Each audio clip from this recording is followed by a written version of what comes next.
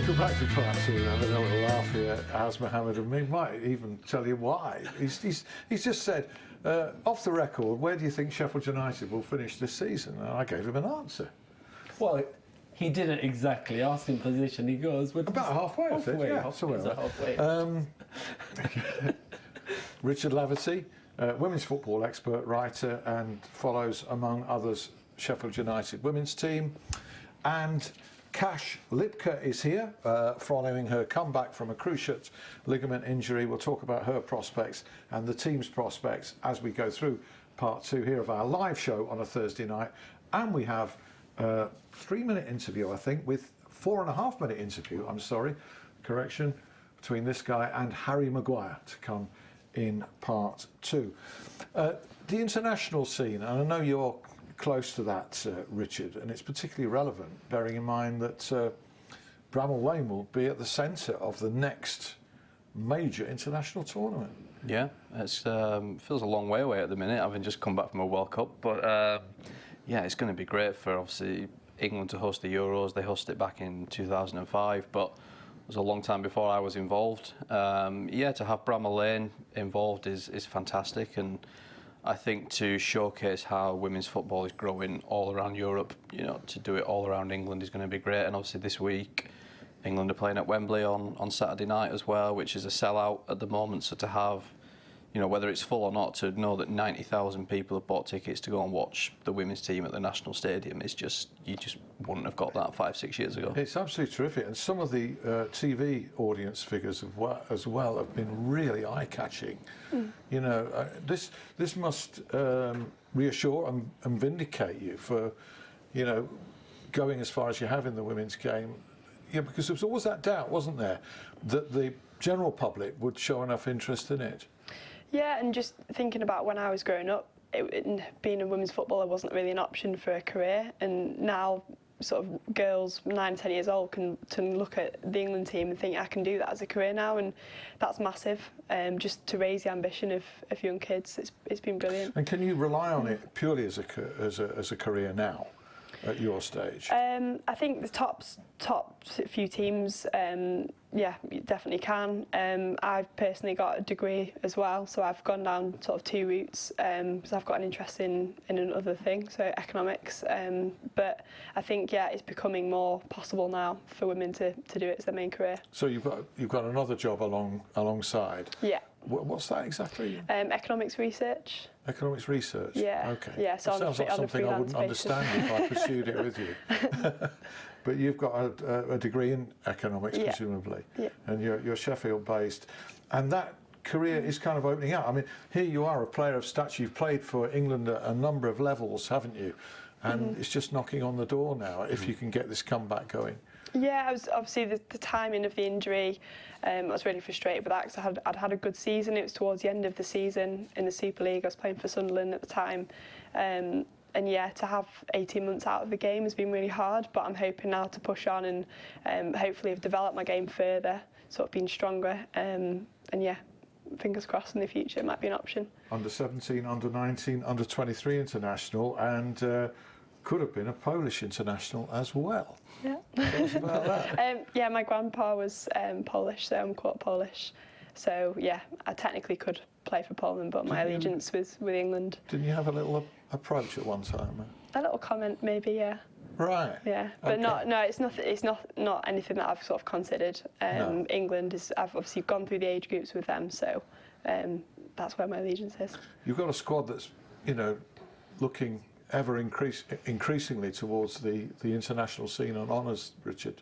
Yeah, I mean, we've got, I think, 3 away on this camp, but generally, depending on how many England teams are on camp, we probably have 7 or 8. You know, we had Visari yesterday, played for the Greece first national team yesterday in a Euro qualifier.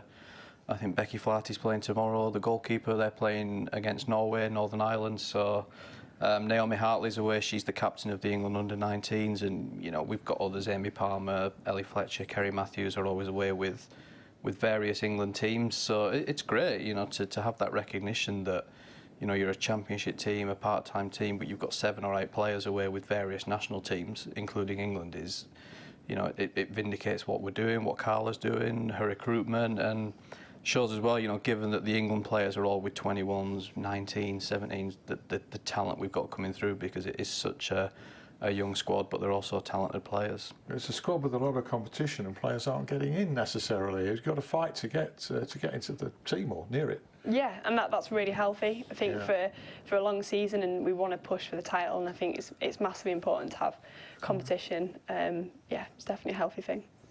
The title is sort of a realistic prospect when you look at how tight it is at the top. Was that the expectation this season? Were any targets set within the squad in terms of what you could achieve? I think you'd have to ask the boss probably, but I think Carla always said last year when we came 5th, as long as we were above that, it was progress, and I think obviously we're on course to do that. It's a tough league, there is only one promotion spot, and there's some very, very good teams. Aston Villa have had a very good season. You've got Durham, you've got London City, and like we said in part 1, these are all the teams we're playing in the next few weeks. So we'd love to go up. If we don't, I think we'll carry on. Carla will keep recruiting. We've got such a good squad, that's growing all the time. It must be, much easier to attract now that Sheffield United has established itself at this level of the women's game, is looking higher. It must be easier. I'm not saying it's easy to bring players in, but easier if you can offer that kind of backdrop. Yeah, possibly. I mean, Kasia might be able to elaborate, because she was one of the ones that did come in. But you came in back recently. What pulled you? So I think Rich mentioned earlier about the end of the season last season. I think it was 7 games on a bounce that they won, and I'd played personally with a few of the players that were here, and I knew Carla from playing against Carla actually. So I knew what was going on, and I knew that good things were going to happen. And I think now the squad that we've got, we know internally what we're capable of, and I think we just got to keep demanding that from each other, and just keep pushing, and just take each. I know it's a cliche, take each game as it comes, but we know internally what we're capable of. You say you knew Carla from playing against her. That was when she was at Sheffield. Yeah, Sheffield FC. Yeah. And you were at Donny Bell's? Donny Bell's, yeah. What kind of rivalry was that on the field, and how did that work out? Well, she says that I was in her back pocket, but I play in the 4 and she was a 10, so I used to mark her. So the fact that she wanted to... Did you kick her occasionally? No, I don't think so. You don't think so? I don't think I did, though. But yeah, the fact that she wanted to sign me, having played against me, was massively important for me. She knew what sort of player I was. You can't have been in her back pocket then, really? No, I think it might have been. If she signed you. What kind of a boss is she? Oh, that's a good question. She's got to be careful now, isn't she? Yeah, she wants to play in the next few weeks. So. Yeah, my experience with Carla's been brilliant. She's been so supportive of me, particularly coming back from injury. Sort of always contacting me, asking me how I am, and I've just loved being there. All the management staff, all the coaching staff have been brilliant. So yeah, it's been good. Got to be demanding though, having set these standards. Yeah, I think it comes from internally though, from the players. We know how good we are as a team. We know what we're capable of. So yeah, you've got the manager to push you as well. But I think we can demand that of each other as well. One interesting thing when we were speaking, Richard, earlier, there is a Sheffield Wednesday involvement in terms of the goalkeeper coach. Yeah. Yeah, Tom is so Tom Pressman, our goalkeeper coach. Obviously, a lot of Sheffield Wednesday fans would recognise the name because he's Kevin Pressman's son. He's come in this year. He was at Donny Bell's last season, worked with one of our goalkeepers there last year, and he's come in this year as kind of part of a few new coaches that we've got in that Carl has brought in. So, yeah, I give him a little bit of stick every now and again, but apart from that, yeah, everyone's been great. You know, we did bring in probably 3 or 4 new coaches and S&C and physios and whatnot during the summer. So, again, I think the fact that you add that to 10, 11 players or something that came in, I think it shows how well everyone's integrated and everyone's clicked that we have started the season so well when you've got so many new players but also a lot of new coaches as well. Alan, it's interesting, isn't it? Because when you look at the women's game and how rapidly it's growing, sometimes do you sit back and think, wow, this is going really fast? Or do you just see it as something that's progressing rather easily? Yeah, I think it's just naturally progressing. I think it's sort of taken maybe 7 or 8 years to start from the sort of Super League, starting semi-professionally, developing to professional, and now just getting the attention of more media attention and stuff. It's been great, but I think there's a lot more to come. But it's good that it's going in the right direction. Yeah, because in terms of venues, some of them, you know, the capability is only a few thousand to attend. For instance, you're at the moment at the Olympic Legacy Park, which is obviously a good facility, but moving forward, you'd think you'd be looking to, you know, capture more support. I think that's always the thing for these attendances, obviously, that we see with England and at the kind of top end of the WSL. You know, I was at the Manchester Derby on the first day of the season at the Etihad, and there was, I think, 31,000 people there, which is great. But it's how do you filter? You know, they went back to the City Academy and they had, I think, 1,500. So you think it's only across the road, you know. So how do you kind of filter that down? And I think the biggest thing for clubs, you know, in our league, in the WSL, and all around the world, is how do you market yourselves? How do you get more fans involved? You know, I think.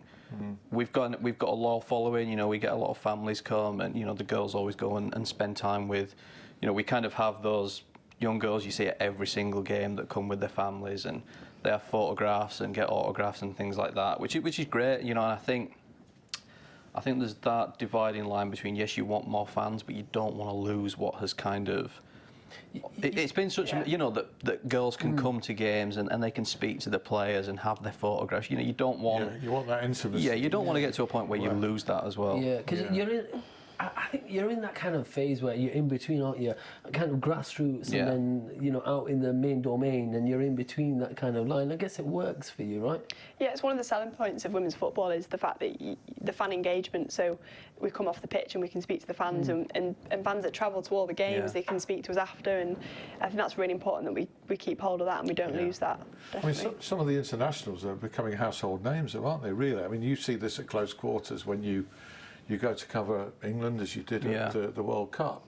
Some of those players have become exceptionally well known now. Yeah, I think if you mention the name, you know, Steph Houghton or Ellen White or someone like that, you know, people will have heard of them now. And even, obviously, in America, Megan Rapinoe, I think, you know, almost for what she does off the pitch now as well as on it, you know, everybody's heard of her. And I think it's great, you know, and you mentioned earlier the TV figures, the World Cup were massive. And I think it just shows that at the top end, we've got something very good going on. It's just trying to filter that down, but as you say, you know, not losing what we've got already and what has made women's football, as Kasia said, sort of our unique selling point. And I think over the next 5-10 years, it's going to be that balance between increasing attendances, increasing support, but, you know, not getting to a point where players can't go and, you know, see the fans at the end of a game and things like that. But yeah, you know, household names now, there's some massive personalities. Phil Neville seems to have thrown himself heart and soul into it. I mean, there was a suspicion, I think, when he first got the job that, it was a bit of a stepping stone for him and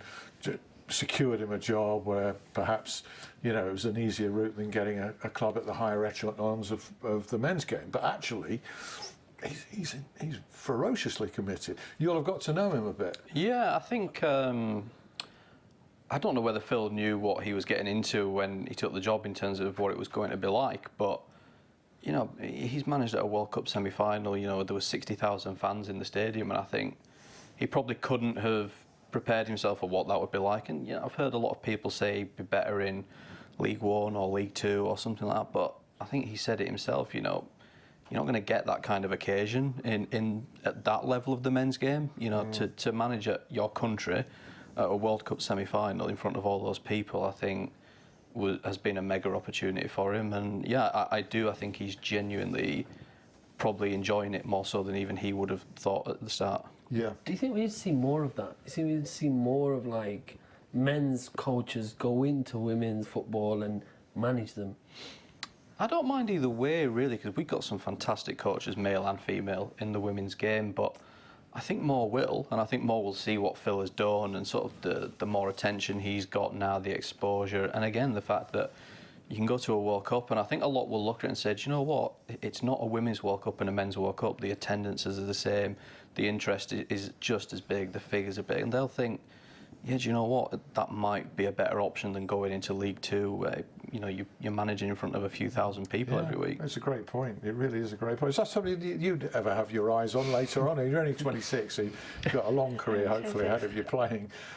Yeah, I've thought about maybe going into coaching. Like I said before, I've got my eyes on another potential career, but I definitely like to stay involved in football. And I think there's more opportunities now. Now the women's game's progressing, there's more opportunities for going into. There's plenty of economics in football, I'm sure. That's Probably true. do with I think I did a module actually at uni. It was economics of Did football. you? Yeah. So I bet that was quite interesting, quite very revealing. interesting. Yeah. Because it's off the scale, isn't it? A lot of it in terms of, you know, club football and, you know, sailing too close to the wind in some places. But anyway, we're not here to talk about that. Although we are going to talk about and hear from a man who cost £80 million. It's a lot of money, isn't it? It's slightly more than you or I get for this. Well, being not here, as isn't much as he gets. God. Shh. Anyway, so this was an interview that you conducted back end of 2017, early 2018 with Stevie Nicholas and with Harry Maguire. The setting was in the city, or was it? Just outside. Just outside. Yeah. Whereabouts exactly was it? Drumfield. In Drumfield? Yeah. Right. So how did this come about before we see it? So, obviously, getting in touch with the players, like so Kyle Walker initially came in, and then we managed to get in touch with Harry Maguire. Is he available? And you got to understand as well, these players, they have a busy schedule, so, you know, we're grateful that he decided to come. He was at Leicester at the time. At the time, which yeah. probably helps. Well, he was in that kind of stage, I think, where he was ready to make that jump. I think there was a lot of noise around whether he'd be joining Manchester United or Manchester City. Nobody knew at the time, but obviously now we're looking at the most expensive defender. But you didn't know that at the time, did you? Here we No. go. What age were you when you joined Sheffield United? I joined Sheffield United when I was about 11 years old. At the time, I was playing for Barnsley, and I think Barnsley at the time was going through a tough spell in terms of maybe there was talks of going into administration and things like that. And there was an opportunity for me and my brother to go and play for Sheffield United, obviously closer to home, and no, it was a good decision in the end. Talk to us about this rivalry then, because you obviously have a soft spot for one or the other. You've got a split in your family, isn't there? Is there right from United and Wednesday? Yeah, there is Your a brother support split. Wednesday, is that right? Yeah, my dad grew up a Wednesday fan. My mum's side's a big United fan, so it's been a tough and strange decision throughout my life. And what are you? I'm a big United fan. Dropped it. Just dropped it hard. There it is. Keep it. There Yeah, it is. I follow United now. Obviously, when I was a little kid, my dad used to take me to games, but I haven't been to many games. And then obviously growing up at Sheffield United, playing at Sheffield United, I used to ball boy in the Cop at Bramall Lane. Yeah. From 14 years old to 16 years old, every home game. So no, I got the feel for it, and obviously went on to make my debut. Harry, are you telling me you never wore a Sheffield Wednesday kit, even as a young child? I can't remember. He did. He's got the full ones at home. I like that. Yeah. Well, at least you went in the right path in the end, anyway. Yeah, that's all I'd say. That's right. Yeah, from there. As a Sheffield United fan, you would say that, wouldn't he? Yeah, massive to be fair. Yeah. So from there, obviously, you're at Sheffield United. You're at 11-year-old, and then what happened from there? Did you just progress through the ranks at the club? Yeah, at Sheffield United, I just kept staying there year after year. Obviously, good commitment from my parents to keep taking me. Long journeys on Sunday mornings for my dad, away at Newcastle, having to get up bright and early when they've been on an heavy session on the Saturday night. It's always not that easy. But not much conversation in car then. No, not much conversation at all. Just the windows down. So he's not sick. But no, obviously just stayed on there, and then managed to get a scholarship at 16 years old, and that's when it started realising that you've got to try and make sacrifices and work hard to become a professional footballer. And obviously I made my debut on a late 17, and we went on a good youth cup run in that year. The second year scholar, we got all the way to the final. We got beat to Manchester United in the final, which obviously I think did help me in terms of being able to handle the pressure of big games. When it comes to your idol then growing up, who was it? When I was a young boy, the partnership at England was always John Terry and Rio Ferdinand, so I'd go with one of those two. They're both two great players, and when I was growing up, I always looked up to them and aspired to be in their shoes one day. It's great that you look up to Rio Ferdinand. I don't know about what's up with John Terry, but as a Man United fan, I'm quite proud that you said that, which is great. But when you looked up to these idols, that was it for you then, as a defender. That's what you wanted to be.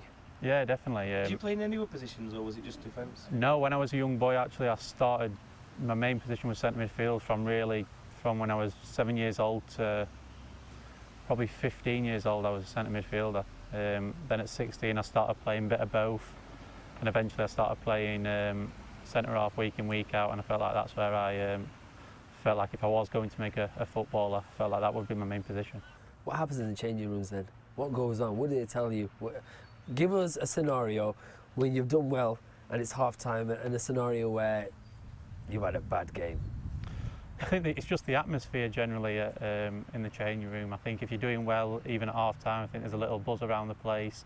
You feel like you're going to go out in the second half and everyone's happy. You feel like you're going to go out and finish the game off and kill the game off. But obviously on the other hand, if you come in and you're getting beat, you're waiting really to see what the manager's got to say, see if he picks you out, digs you out, just hoping it's not you.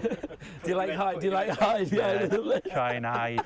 Go to the toilet, we're about to go inside in 15 minutes. Where's he gone? Hoping it's not you. Just in the toilet.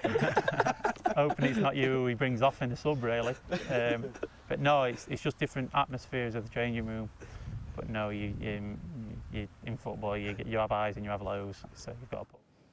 What a brilliant, relaxed chat that is. You know, and we were talking briefly because we wanted to hear what was said about how the atmosphere and the environment can be conducive to footballers expressing themselves of a high profile like that. More conducive than, say, sitting in here. Yeah, it's great, you know, to hear someone be that open and sort of just relaxed, you know. Even about the Sheffield Wednesday allegiance. Hey? Must have got some stick for that. There was an admission. Everybody knew it was an open secret. It's an open secret. And there's plenty of stories like that across the city. Mel Sterling, for instance, a Big Owls legend. He was a Blade very early on in his family life. And so he goes on. That's been brilliant, and thanks so much. I mean, on a day of a torrent, a continuing torrent, I'd like to thank you, Azz, for bailing us out. A pleasure. As it were, and making the show even better than it would have been, because I was fearing an empty sofa at one time, and it's been brilliant that... I tried to run out just for you guys. I tried to run out, you grabbed me by the neck. It was like, you're getting on this. Yeah. As you left the newsreading position, I grabbed you. I said, you know those interviews? Get on me now. No, thanks, but also for the heroic efforts you're getting in. Richard Laverty from Sheffield United Women, from the PR department and projecting it, and also Kasia Lipka for coming in, having confirmed her recovery. Plans for this weekend, everybody? Stay dry. Stay dry. Stay inside. I'll be trying to stay dry in one sense, but not another. I'm down at Wembley for the England-Germany game, so and then it's back to domestic duties next weekend, isn't it? Because we've got a big run coming up, so yeah, I think... Okay, if I'm allowed to mention, I'm covering Sheffield Wednesday versus Swansea at Hillsborough on Saturday. Sheffield United, of course, have got a huge game at Spurs at Tottenham. Eyes on that? Any thoughts and predictions about that? Don't see any reason why United can't take something from it. Hopefully they do the same as the women did earlier this year. We went down there and won, so... Yes, absolutely. What was the score there? 2-1. Another game where Jade scored a 90th minute winner. That is the perfect way to go out. Thanks very much indeed, Richard. Thanks, Cash. And thank you to you, Azz. And thank you to Harry Maguire and Kyle Walker. This will be on my YouTube later if you miss. See you. Bye. See you later.